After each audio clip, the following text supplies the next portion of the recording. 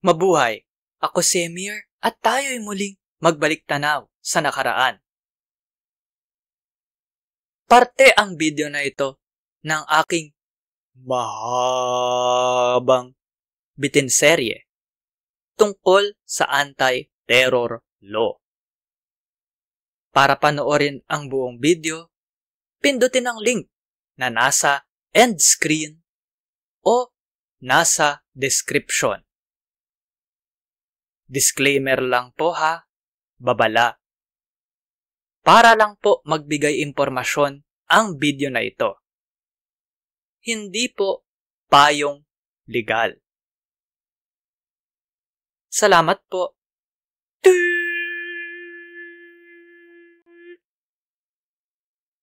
Lipat na po tayo. Surveillance o pagmamanman. Ano pong karapatan natin ang dawit dyan? Yan po ang pagiging lihim ng komunikasyon at korespondensya.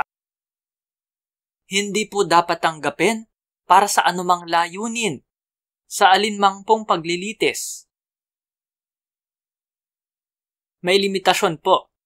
Maliban na lang kung iutos ng hukuman o kapag hinihingi.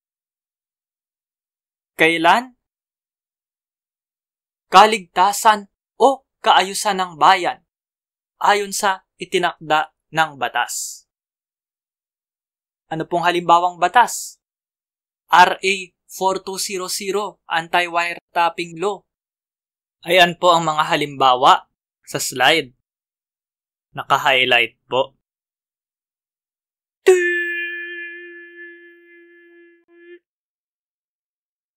I-like at i-share ang video na ito sa social media. Mag-subscribe at pindutin ang batingaw o bell.